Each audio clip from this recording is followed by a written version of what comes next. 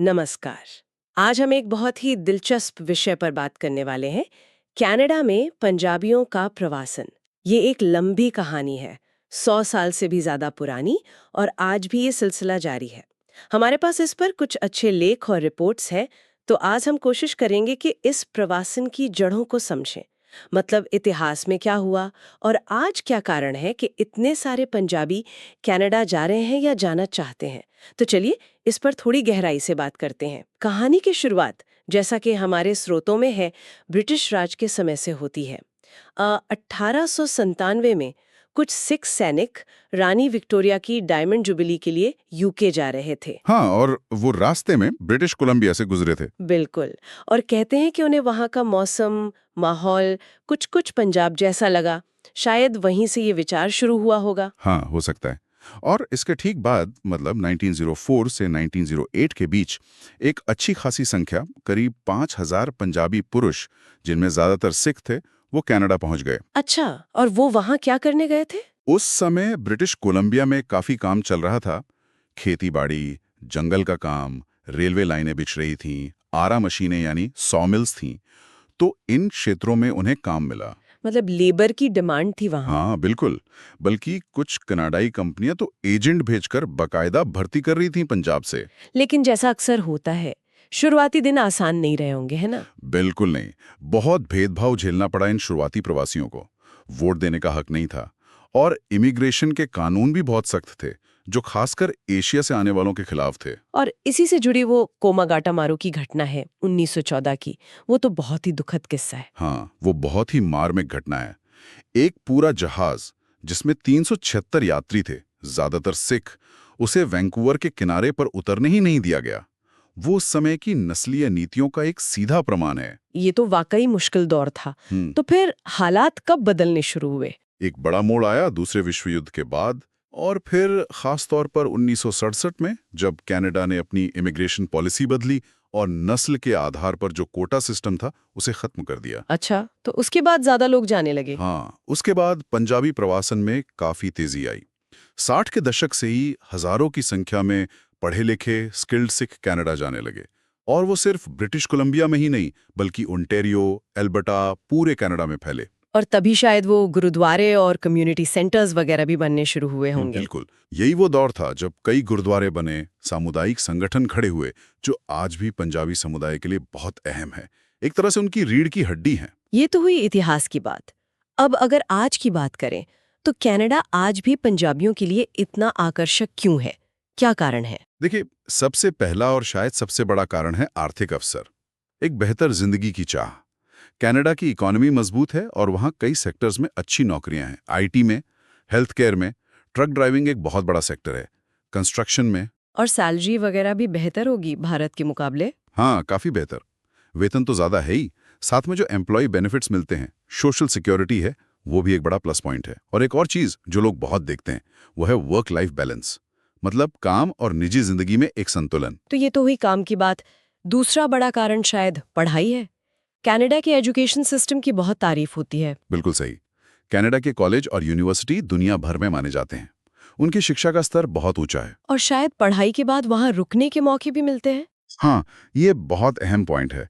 पढ़ाई पूरी करने के बाद पोस्ट स्टडी वर्क परमिट मिलना काफी आसान है, और ये वर्क परमिट अक्सर परमानेंट रेजिडेंसी यानी पीआर का रास्ता खोल देता है। तो कई पंजाबी युवाओं के लिए ये एक सोचा समझा प्लान होता है, पहले पढ़ाई, फिर काम, और फिर वहीं बस जाना। अच्छा, और आपने पहले जिक्र किया था इमिग्रेशन पॉलिसीज का, वो कैसे मदद करती हैं? हाँ, कनाडा की जो अप्रवासन नीतियां हैं, वो भी काफी स्वागत करने वाली हैं, खासकर स्किल्ड वर्कर्स के लिए। जैसे उनका एक एक्सप्रेस एंट्री सिस्टम है, जो पॉइंट्स पर आधारित है। पॉइंट्स मतलब? आपकी उम्र, पढ़ाई, काम का अनुभव, भाषा का ज्ञान। हाँ, इन सब चीजों के पॉइंट्स मिलते हैं, और जिनके पॉइंट्स अच्छे होते हैं उन्हें जल्दी इनविटेशन मिल जाता है। इसके अलावा प्रोविंशियल नॉमिनी प्रोग्राम्स पीएनपीज भी हैं, जहां अलग-अलग प्रांत अपनी जरूरत के हिसाब से लोगों को चुनते हैं। तो ये रास्ते कुशल लोगों और उनके परिवारों के लिए कनाडा जाना आसान बनाते हैं। और एक चीज जो मुझे लगती है वो है कि वहां पहले से ही इतने सारे पंजाबी बसे हुए हैं, उसका भी तो असर होता होगा। बिल्कुल, ये चौथा बहुत महत्वपूर्ण कारण है। एक मजबूत पारिवारिक और सामुदायिक नेटवर्क। जैसे सरे है ब्रिटिश कोलंबिया में या ब्रैम्पटन है ओंटारियो में।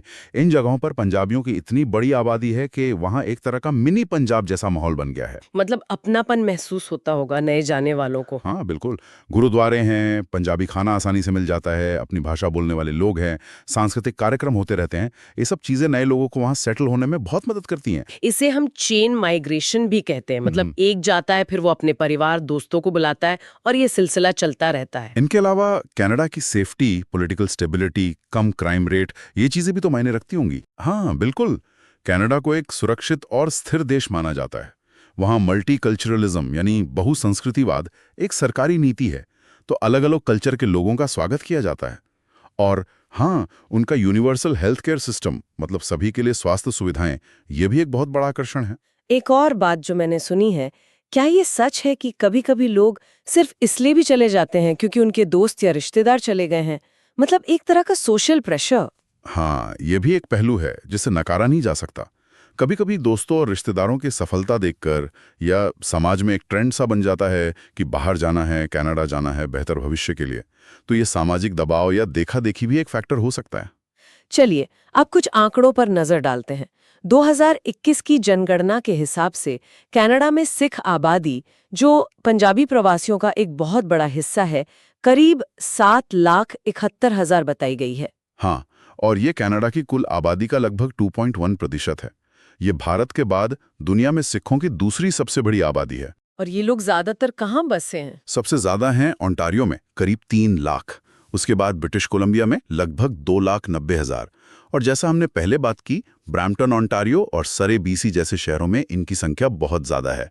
ब्रैम्पटन में करीब 1,63,000 और सरे में 1,54,000। और इनमें से ज्यादातर पहली पीढ़ी के अप्रवासी हैं, है ना? मतलब उनका जन्म कनाडा से बाहर हुआ था। हाँ, 2/3 से ज्यादा, और ये आबादी बढ़ भी बहुत तेजी से रही है।